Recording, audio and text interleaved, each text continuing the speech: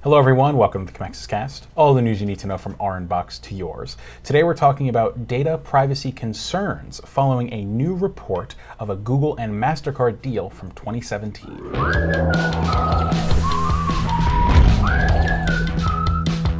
Hello everyone, I'm Matthew McGroarty, the videographer and podcaster here at Commexis. And today I am joined by the lead strategist at Commexis, Philip Brooks. Good morning. Good morning. So today we're talking about some new reports about a deal, some are calling a secret deal, between Google and Mastercard from back in 2017 that essentially allowed Google to purchase a lot of credit card transaction information in an anonymous form that they have been using for the last year to better track online to offline purchases. So in essence, somebody saw an ad online, they did not purchase anything yet, but maybe they went to the store and then made a purchase. So they're basically comparing those two data sets to figure out, the intersect between them. But there's been a lot of concerns from many groups about some consumer data privacy, different things like that. So for the past year, select Google advertisers have had access to a potent new tool that allows them to track whether the ads that they ran online have led to offline conversions in the US. And this is obviously from data from Mastercard, though there were a couple other small credit card companies that they also worked with, but Mastercard is the big one. So one of the big things about that, Bloomberg argues that because the deal had not been previously reported on, there are some concerns that Google, who has access to vast amounts of consumer data, are going to be slowly absorbing, I guess, more of it, and people are going to have less and less of an idea about what is going on with their data. If you think about it, the easiest thing that Google could do to this is just take a template and apply look for email addresses in common, or phone, because especially these, when you're buying something from a store that has some sort of loyalty program involved.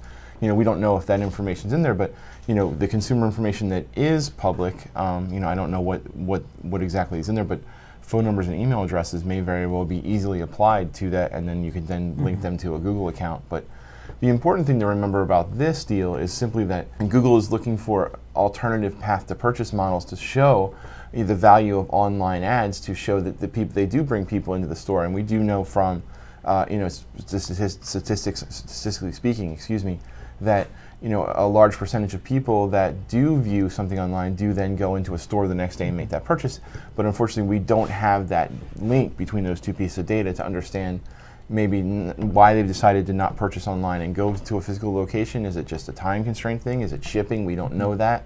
Or is it just simply I looked online to find out whether or not this is available near me, and I just happened to have to go to the online store to verify that information. So it has very far-reaching implications for the consideration stage of our buyer's journey, because we are looking at whether or not, what influences a person to take a look at this stuff, take a look at this online, take a look at this product, take a look at this vendor, and say, okay, yeah, this is what I want, but I'm going to now put my phone away and then drive to this location and make that purchase. So that's a huge step and a leap for Google, and if they can make some sort of definitive connection between that decision and then the actual purchase point of purchase, they've got a lot to work with when they're talking about how they're making sales for their for their advertising services.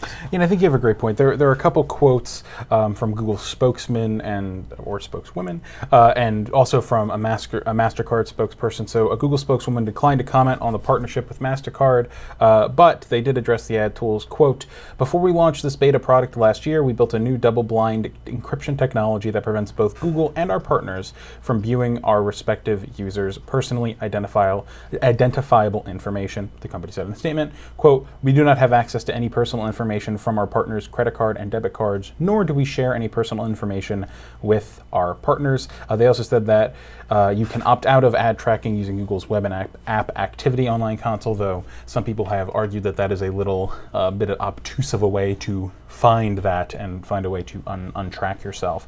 So in essence, that means that they're anonymizing all this data. So, for example, and Greg Sterling on Search Engine Land has a great article arguing that, nobody's being deceived here, though Mastercard could have done a better job. That will also be linked in the podcast description. But the argument here is that, if I see an advertisement for, say, PetSmart. I just got a new cat. Yay. And yay. And then there'll I decide, be a picture of said cat right here. Right here. Yes. There actually will be, because I have many, and she's very cute. Anyway, so if I see a PetSmart ad, and then I decide to go to PetSmart, Google is not tracking me individually. They are saying how many people saw this PetSmart ad, how many people bought things at PetSmart who also saw this ad, and then they look at the intersect, because they don't necessarily care about the individual person. They care about the large numbers and the mass scale that they can acquire through that information. So it's not, looking at how cool Philip is and seeing what he specifically is buying. But that's an excellent point, simply because you don't get actionable data from looking at one-on-one points. You have to get large groups of data to get and then look at how these pieces of data intersect. So Matt's absolutely right. The aggregate view is really the more important here. The information that they're gleaning from your individual data, while still understandably alarming, I can definitely see why people would have the concerns. That isn't really actionable on their part, because it's not something that they can do a whole lot with, because they're not marketing to a group of one. Yeah. So, it's an important thing to keep in mind too, that as much as we are the center of our own universe as marketers, we're targeting individuals as much as we can, but really we're trying to find the smallest possible group to get the maximum amount of value from our ads. Absolutely. And there's one particular quote from the Bloomberg article by Christine Bannon, who's the counsel with advocacy group Electronic Privacy Information EPIC. They are the ones who filed a complaint against Google in 2017 and who are obviously quoted in this Bloomberg piece. She said, quote, "People don't expect what they buy physically in a store to be linked to what they are buying online. There's just far too much burden that companies place on consumers and not enough responsibility taken by companies to inform users what they're doing and what rights they have." I have two things to say about that. The first is that the second part of the quote about companies not informing consumers, I think that has a very valid point to it. Mastercard did not exactly inform their users very well that this was happening.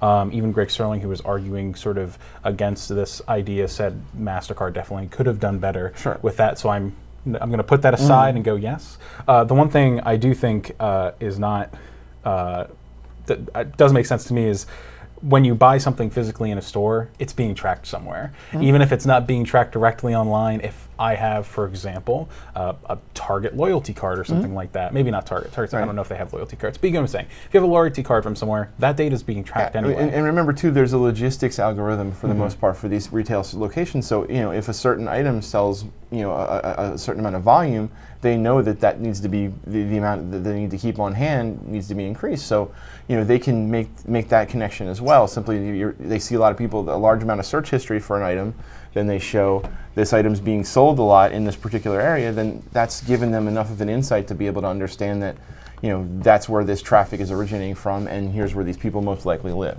So that's the kind of actionable insight they're looking at, and I think that it's very important to, again, look back at before you kind of come charging at Mastercard with pitchforks and torches.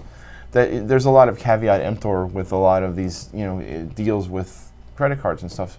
It's almost impossible for the average consumer to read through everything that's in there, but you really need to understand the actual impact on you, which is probably somewhat negligible. And if you are interested in checking what Google has on you and opting out of that online tracking, there is a way in the I believe it's the Bloomberg article has a nice little link of how you can go and check that. So feel free to check that if that is something you're interested in. We'll be following up to see if MasterCard has any other responses other than the ones they gave to Bloomberg, though I suspect they will not.